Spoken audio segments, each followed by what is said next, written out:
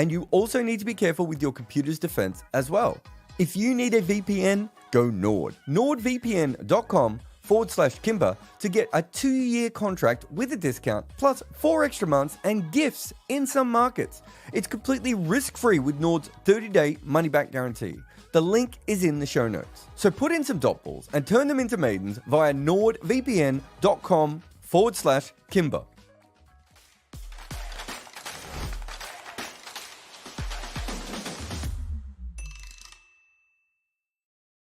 To the scoreboard. I'm Jared Kimber. Let us go through the games that we got. We got games. There wasn't as much rain. There was all sorts of things happening. So let's get cracking and go straight into the scoreboard part of the show.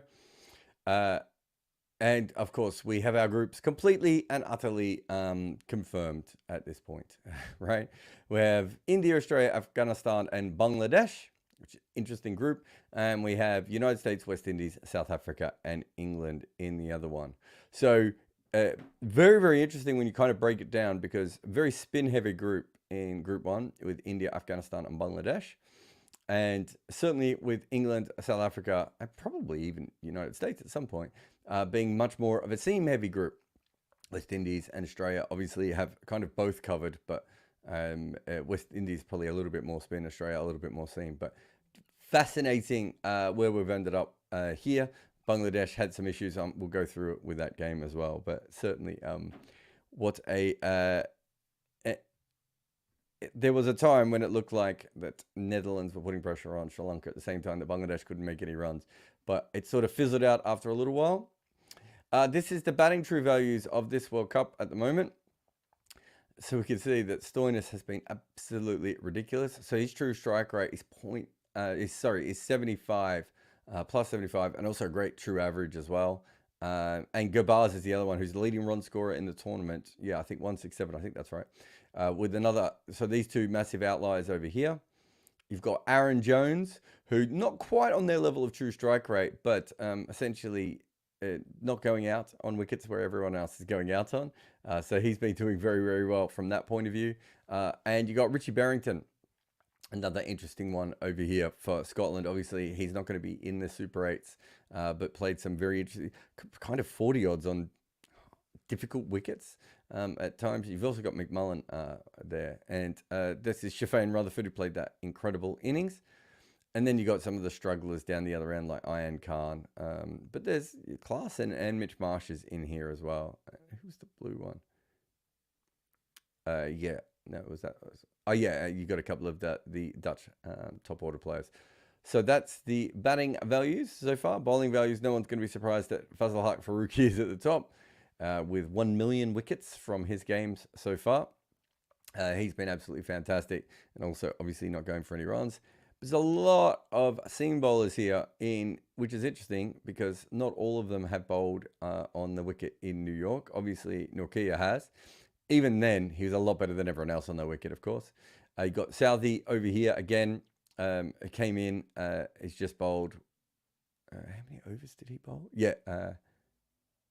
So he's bowled 8 overs. Jofra Archer. I've seen some people saying he hasn't been bowling as well. I think the ball's come out of his hand pretty well so far. See, Bartman, who's done very, very well at taking, at not going for runs, but hasn't taken many wickets, which you look at his record consistently, that's not all that normal.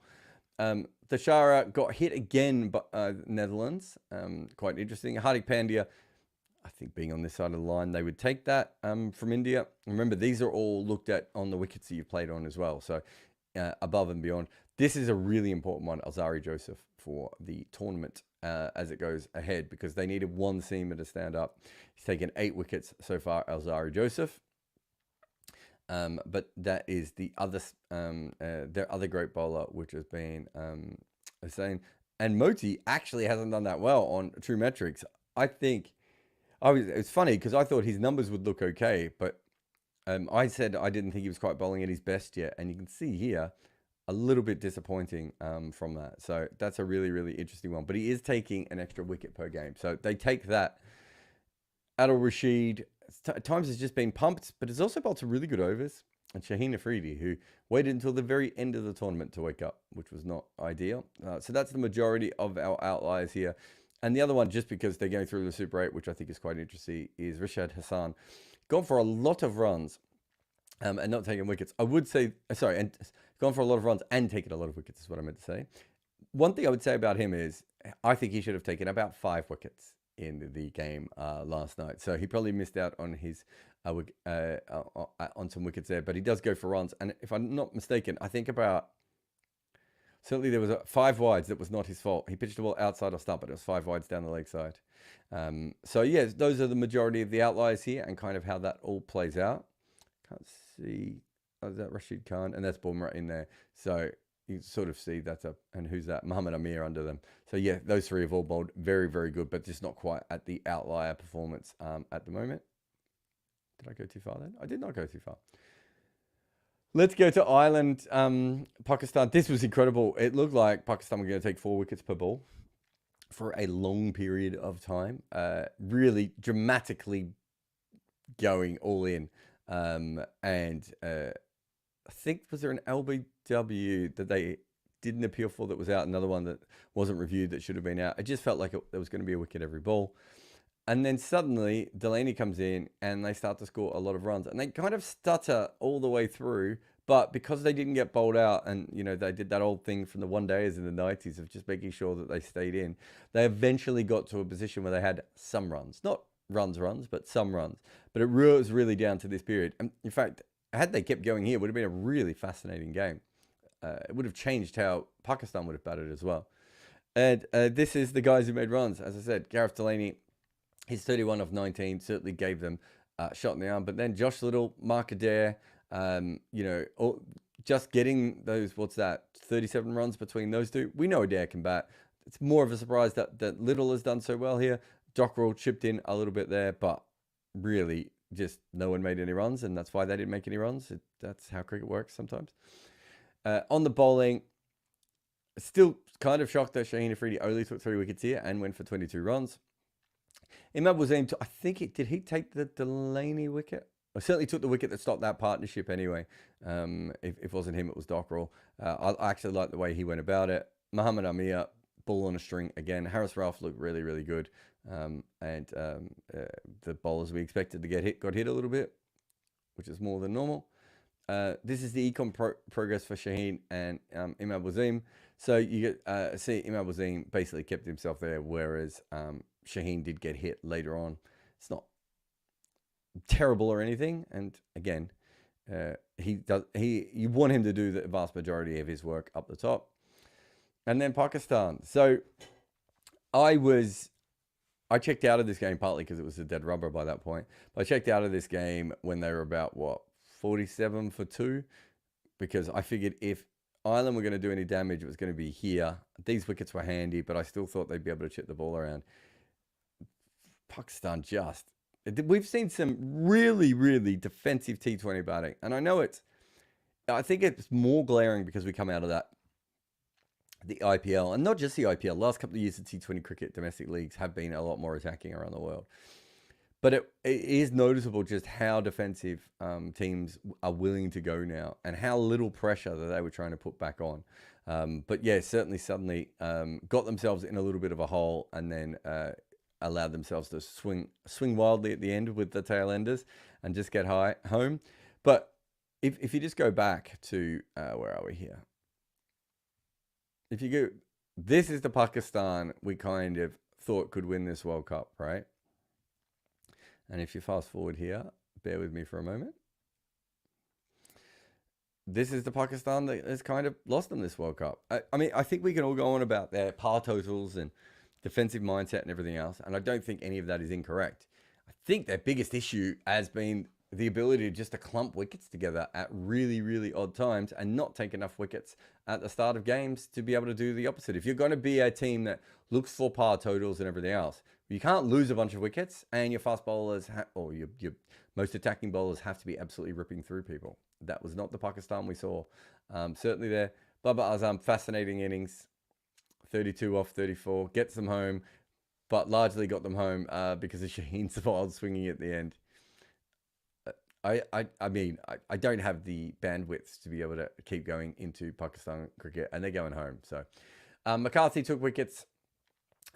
This is kind of what I think they're at their best at, Ireland, is that sort of grouping together of a lot of bowlers who chip in. They're never going to be bowling attack who has lots of stars, although, we're still hoping that Josh Little develops into that. But having 5 bowlers who all chip together certainly had a good, certainly gave them something. And then, of course, Delaney didn't quite work for them.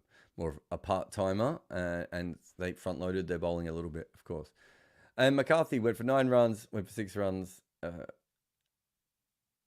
Is that Eco? Oh, sorry, that's not true. He went for 9 runs in his first over, but got more and more economical all the way through. It's a great effort from him, and that double strike certainly gave them another chance of winning the game. But Ireland did not win a game in this World Cup, and I think it's more. We can all say that Canada and USA played above themselves.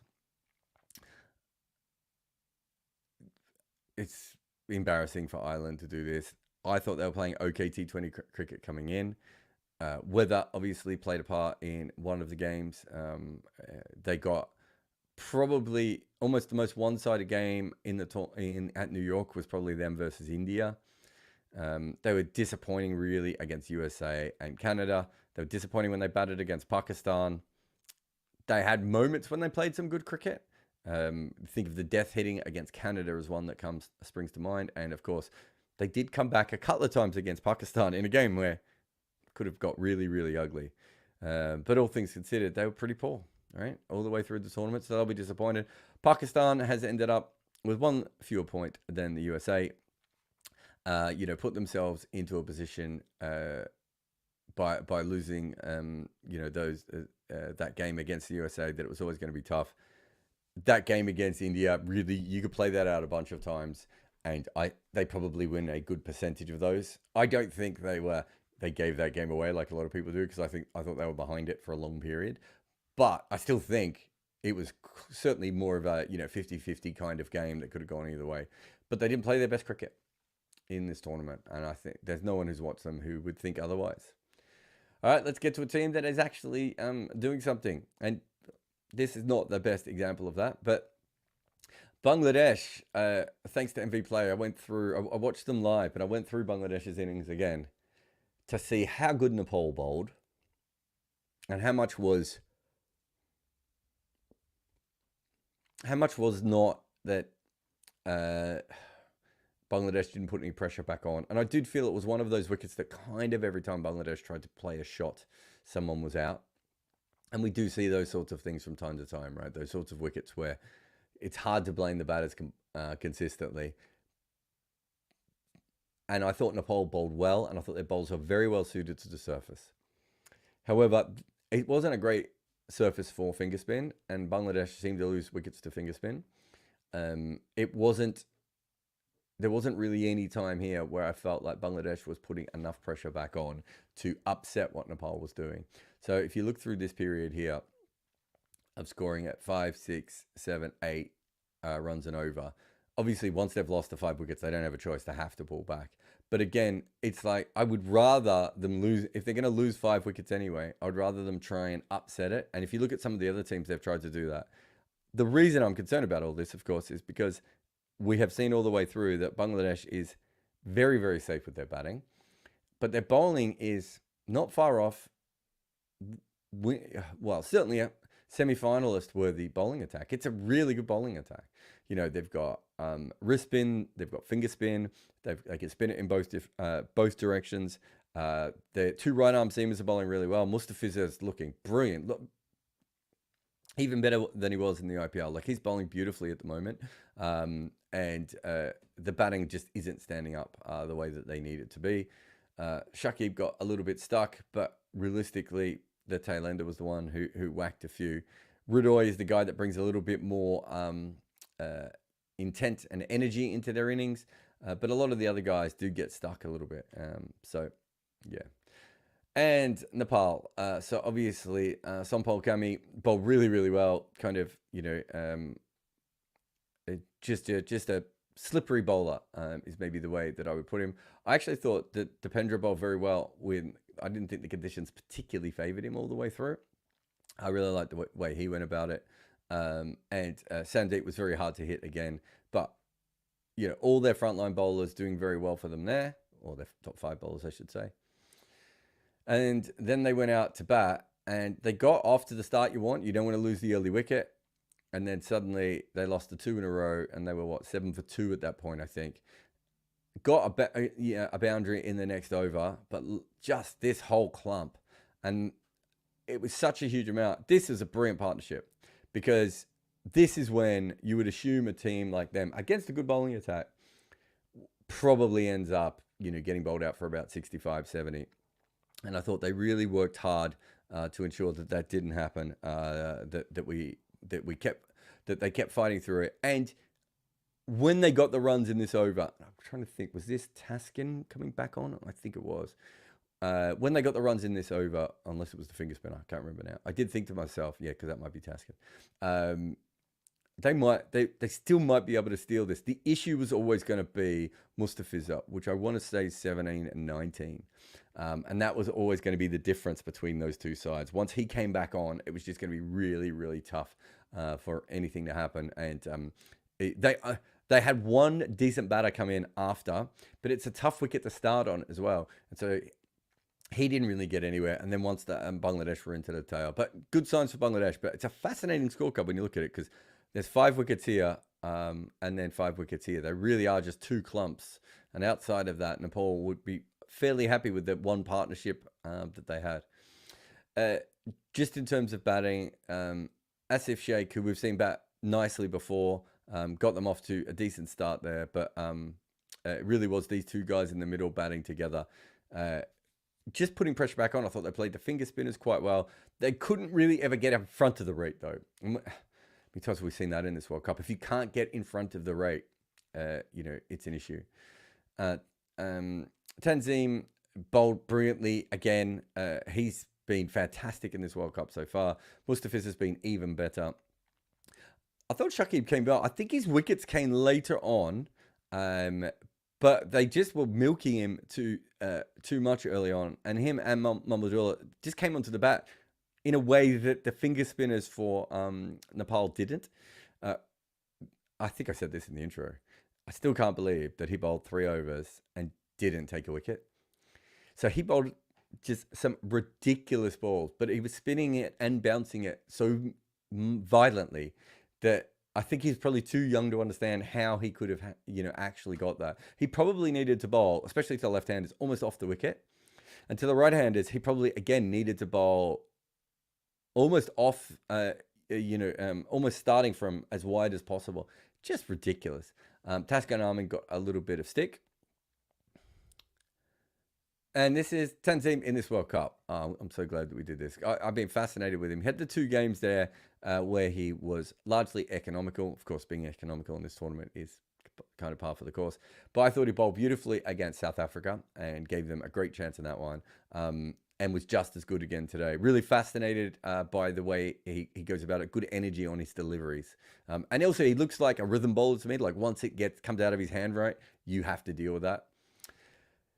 This was an interesting one, watching 2 games at once as we were. I thought the other game was slightly more interesting, but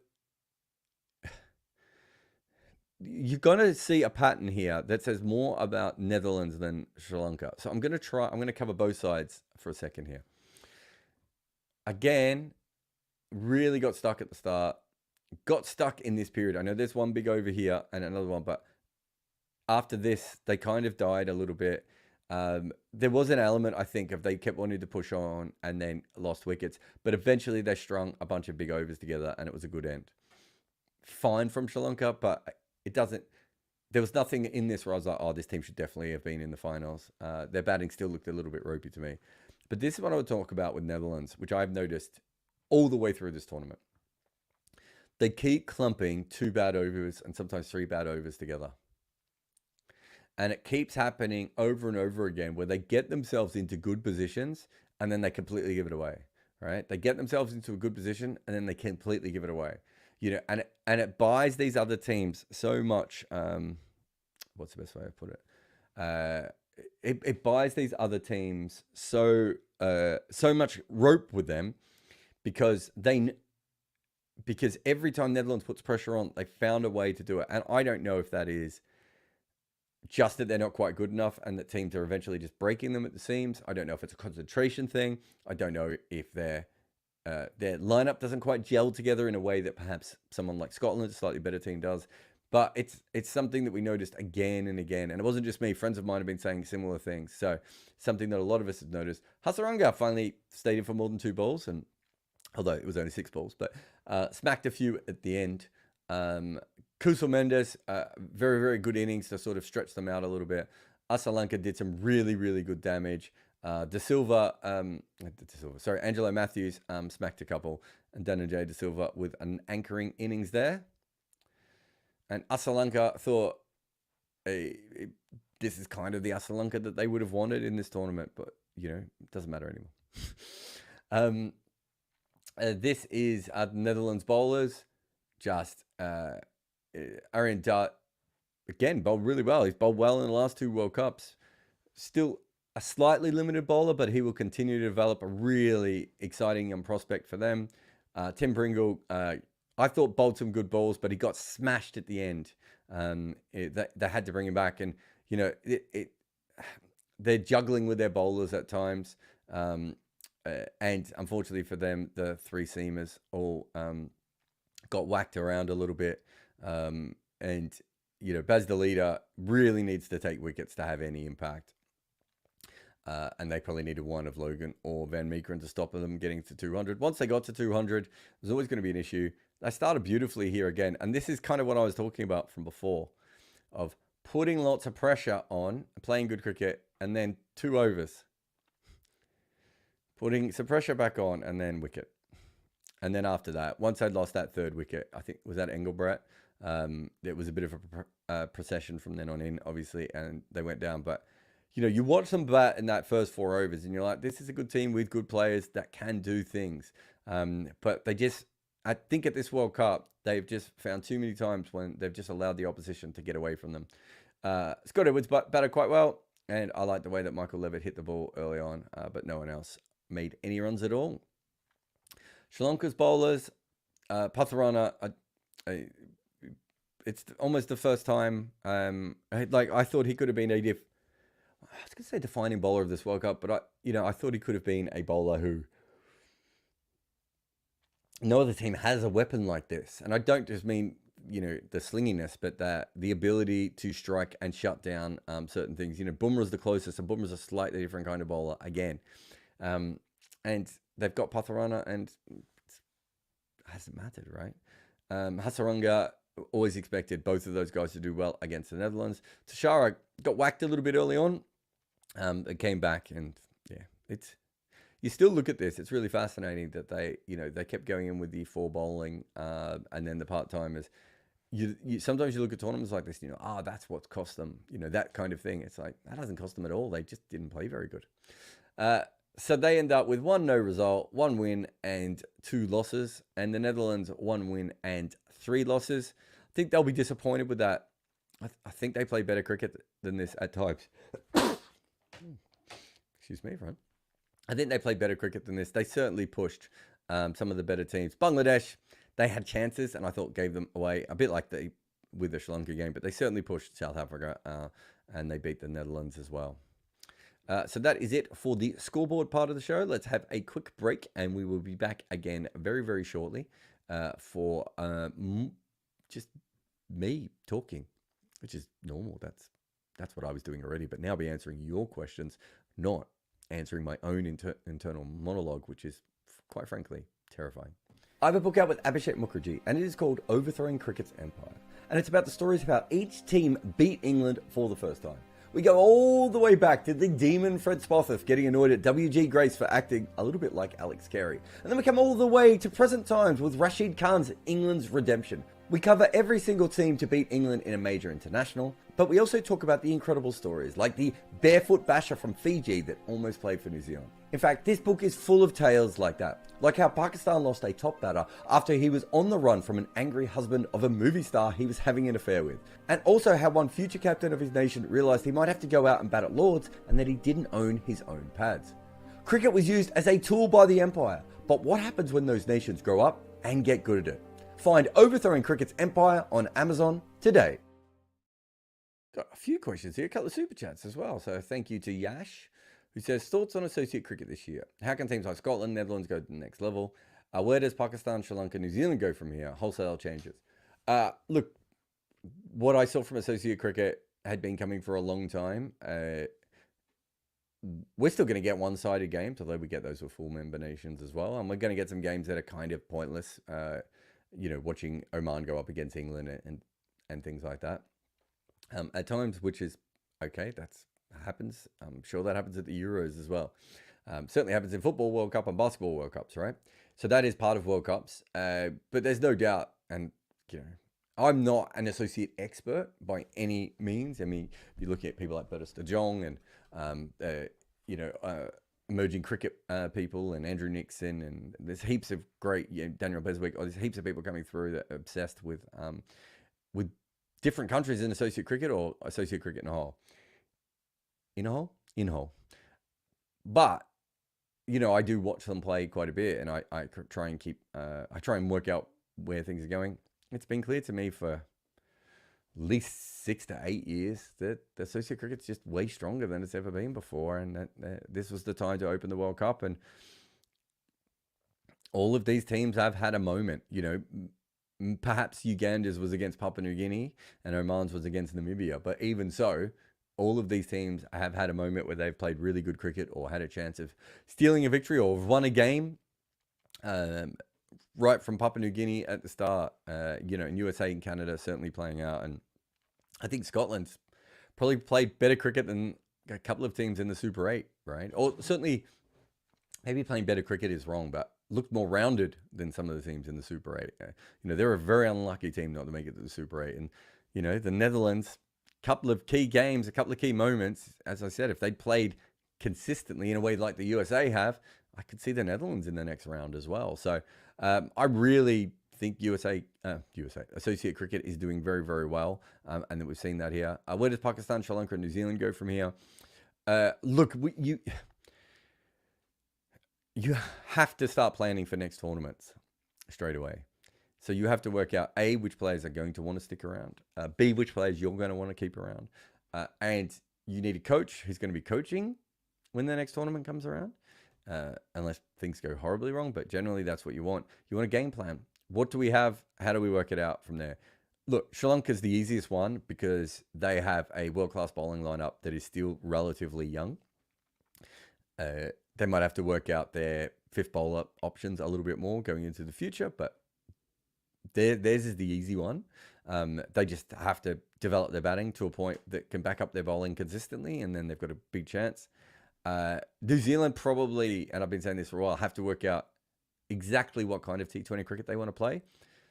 I think over the last couple of years, I'm not sure they've been as focused, and maybe they would say they are, but from the outside, I'm not sure I feel exactly what they're doing.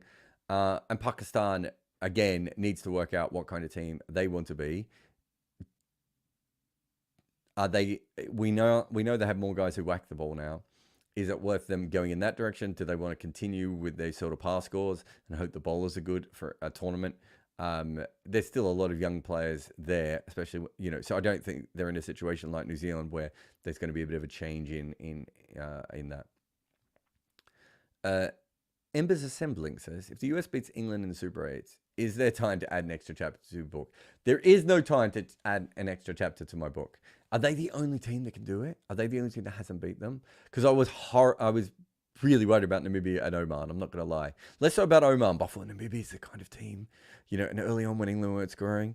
But yeah, it was my editor, Bruce Talbot, who said, let's hope England doesn't lose any more in this World Cup. And I must admit, it actually really terrified me because I was like, oh my God.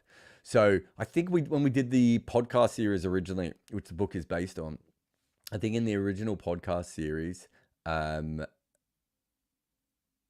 Afghanistan was in it, but hadn't beaten England. So there was a chapter on them, if I remember correctly, partly because I had a story I really wanted to tell about them at that stage. And then obviously they do go on to beat them. So we did have to add that one after the last World Cup. So we've already added one. But yeah, I've been really worried about England losing to one of these sides all the way through. USA would be a great one just from a narrative perspective. And Embers, it wouldn't take me that long to write it. I've got really good contacts over there. I'm sure I could get through to, some of the players that were involved. And what I would like to do if that happened was, try and get some of the people from the team and do another oral history. So for those who don't know, the Dutch, Scottish, and Irish ones are all oral histories of beating England for the first time. I tried to do that with Bangladesh as well, but it was a little bit more tricky. But yeah, so if that's the case, it's not hard to write. The problem is when it comes out. So if that happened, I suppose I would get more promotion for my book and probably would be asked onto things. And we would do an extra podcast episode. And then we would hope we sell enough books that we could put it in a future one. It's all, I mean, who doesn't want that to happen, really? Always good. Tashin says, what do you think Tanzim Sakib's ceiling is? It's a really interesting one. I think there's a couple of questions about him coming in. I think there's another one coming up in a moment as well. Look, he's very, very young. I just want to look up his height. Is something he's listed as right arm medium, by the way, on Cricinfo. I noticed the other day when I was doing something. Yeah, so he's 178, so short for a fast bowler, not short for a normal human being. But just under 6 foot, skiddy. I like his energy. I want to see him on more and more wickets. I've seen him bowl. I'm trying to think when I saw him bowl. Must have been in the BPL. I want to say. But I've certainly seen him bowl before this World Cup. And I've seen him bowl on these kinds of wickets. I kind of want to see him bowl in England and New Zealand and Australia. Because that's what, when you're looking at a prospect like this, you really want to know the complete package, right? And he does feel a little bit short and nippy. And I'm trying to think of another bowler.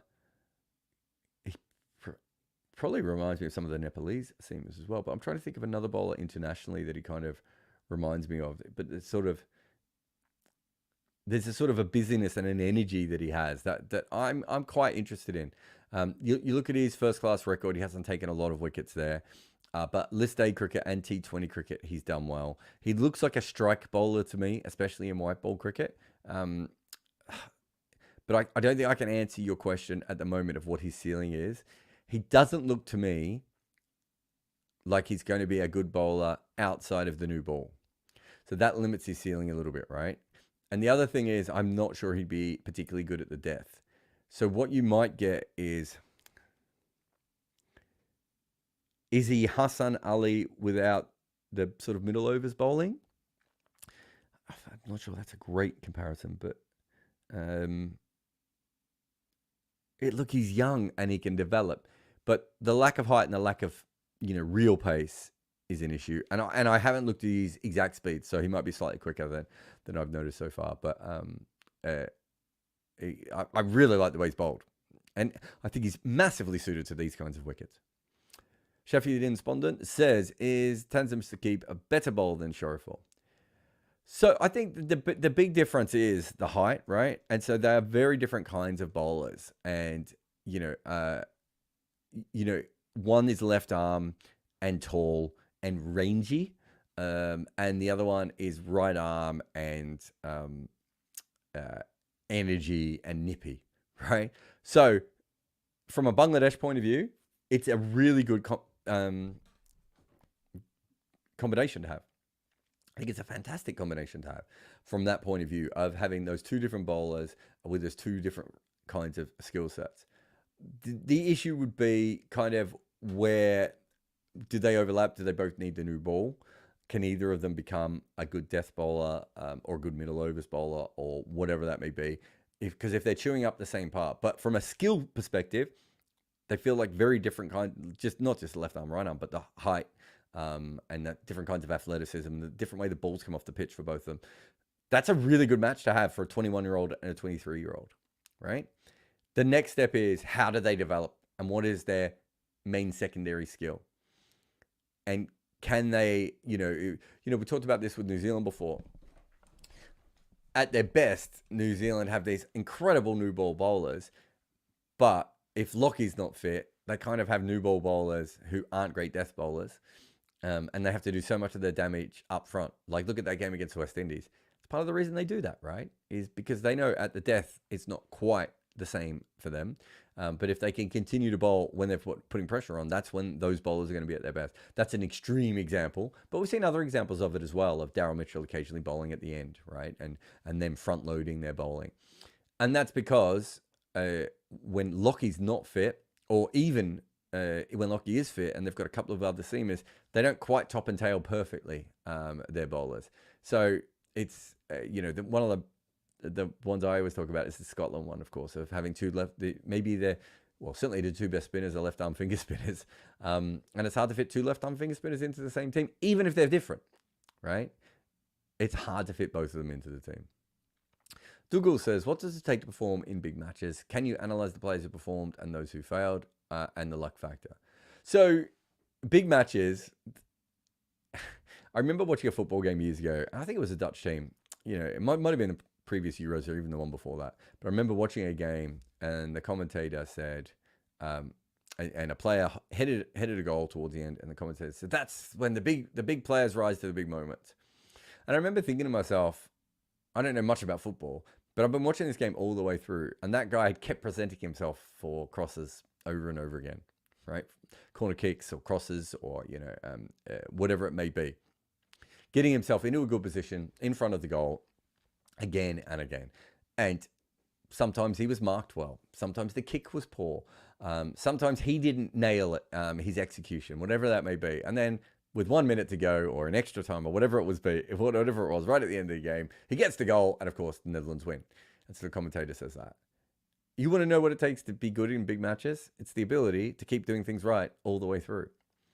So the players who aren't consistently good in big matches are because they're not as good, right? It's a repeatable skill set that works.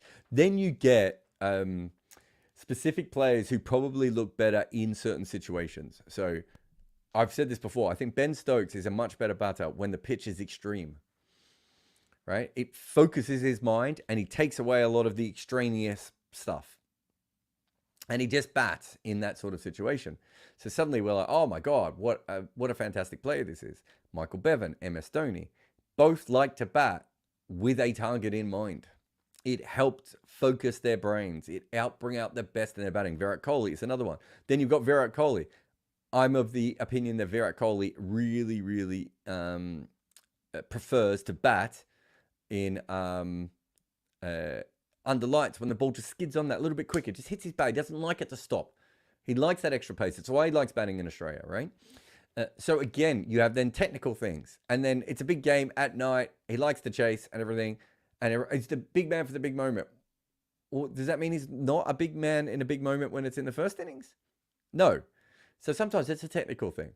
Then you do get certain players. I call it the Davis Cup effect or the Federation Cup effect, where when they are playing for something bigger or in front of a big crowd, it does change the way that they perform, the way that they focus. Usually it's probably negative, right? If you're not 100% sure of yourself and there's 100,000 people watching, and you're not 100% sure of yourself and there's 5,000 people watching, chances are the 100,000 is going to expose you more. But there are other players who need that extra stimuli, right? They need that extra kind of motivation. And Kevin O'Brien's always been one of my favorite examples of this. He has played some good innings in low-key moments for Ireland, but the vast majority of his best work for Ireland has been in hugely, high-end games. And you look at his record overall, and it doesn't do that. There is something about Kevin O'Brien in that situation where and I'll talk about the two most famous ones, which is when they got asked to follow on in their first Test match and the innings versus England in the 2011 World Cup. Now, that is a motivation thing at that point. That is a concentration thing. That is a situational thing. So those things sometimes play a part as well. But generally, you need to be the best players step up the most, not because they've got a better temperament than other people, although being a great player might be part of your temperament, but it's not because they have that. It's because they are technically better than other players. They keep putting themselves in the right positions. They keep doing the right things. And in the big moments. And if you look at cricket and basketball is another good one, and football is another good one. So, football can be quite free-flowing at times. And then you get to the knockout games of World Cups, and it probably the guys who can hold on to the ball more, the guys who make the pinpoint passes, rather than maybe just the guys who run and are very athletically gifted, might come to the fore. Or it might be the opposite in some tournaments, right? Then in basketball, there is a certain point towards the end of the NBA playoffs where, for the first time in the year, the team is scheming to stop you from scoring, and the ball isn't moving as freely. So the guys who start to do well towards the end of the playoffs are the guys who can create a shot for themselves, right? That doesn't mean that the other player who runs around over and over again trying to get free isn't as good in those moments. It's just that he's now being defended in a way that he hasn't been all year. Having multiple options, having backups, all these things play a part. Oops. Matthew Griffith said, which nations, if any, would dominate your associate team of the tournament? I would have to go through the numbers to have a better look at that. You would have thought USA and Scotland off the top of my head. Yeah, those are the two that make the most sense, don't they, Matthew? I think.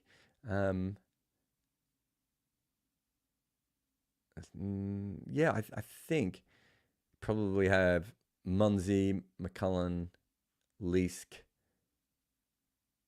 Watt. I'm trying to think if probably one of the Scottish seamers, but I'd have to go back and check the numbers a little bit more. Netravalka, Aaron Jones, off the top of my head. Who else would you have? I'd probably have Bilal Khan, but I'd have to go back and look at his numbers and see if he stood up as much as I remembered. But I certainly thought he bowled well at times. Yeah, so I think that's right. I think I've remembered that correctly. Kashuv says, whose premature exit, Pakistan, New Zealand, Sri Lanka, surprised you the most? My guess will be Sri Lanka, since you picked their attack is the best. No, not Sri Lanka, because I didn't think they could bat. Not New Zealand, because I thought they were going to struggle on the pitches that they were playing on. Pakistan, probably, but Pakistan didn't play. Yeah, maybe it is Sri Lanka. Maybe you're right. Only because I thought Sri Lanka's attack would play more of a part. The problem with their attack is that this was the sort of pitches that they were on, and they were on all the different kinds of pitches, but almost every pitch until that last game they were on was a pitch that made all bowlers really good, which probably negated their main skill. And also their weak batting was shown up more because of that. So I do think, looking back, that was certainly an issue when it comes to Sri Lanka. But I'm not, New Zealand, I thought a lot of people were overrating their squad when it came out. I think if you go back, I might have mentioned that at the time once or twice. Pakistan, I didn't have high hopes for anyway, but I thought it might be Ireland might be the team that went through them. Maybe I'm most surprised by Pakistan not going through when Ireland played so poor. Actually, that's probably the right answer there, I think, for me. Shafidin says, it's Antigua a batting wicket? Yeah, generally it's a batting wicket. Probably in this tournament, that and Dallas are going to be and St. Lucia. They're going to be the three best batting wickets we're going to see in this tournament, I would have thought. And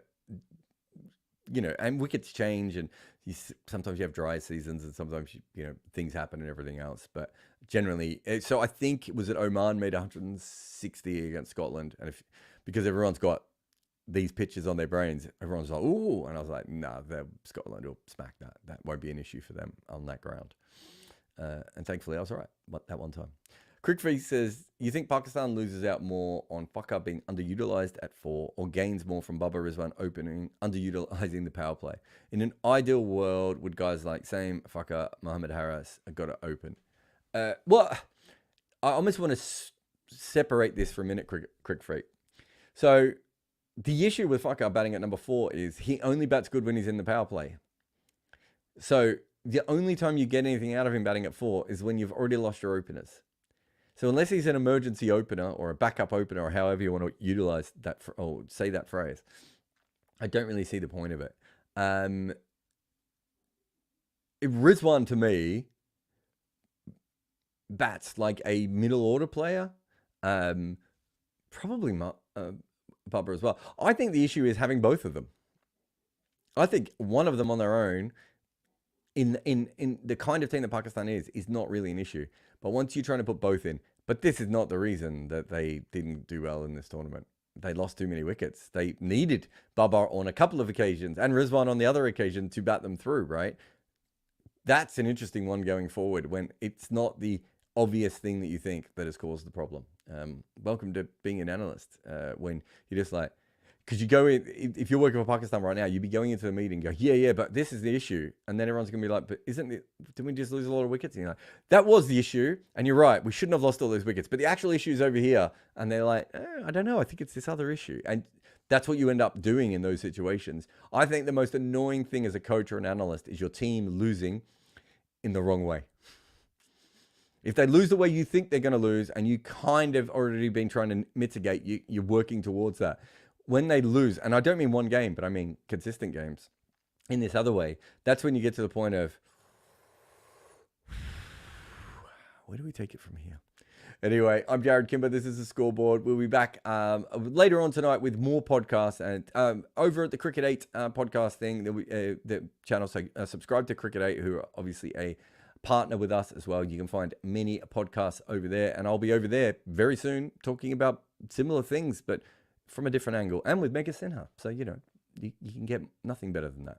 We'll see you and we'll be back later with Bayram for more podcasts on here. I'm everywhere. And earlier today I was on TalkSport. So if you go over to TalkSport, there'll probably be stuff of me there as well. My life is essentially 24 hours a day of recording. I am the shittest version of the Truman Show you're ever going to watch. This is brought to you by Cricket 8. They are a new player in the game trying to educate fans on what is really happening in cricket. We have a partnership with them where we host live watch-alongs, do podcasts, and write articles. If you want to know what is really happening with our game, visit cricket8.com.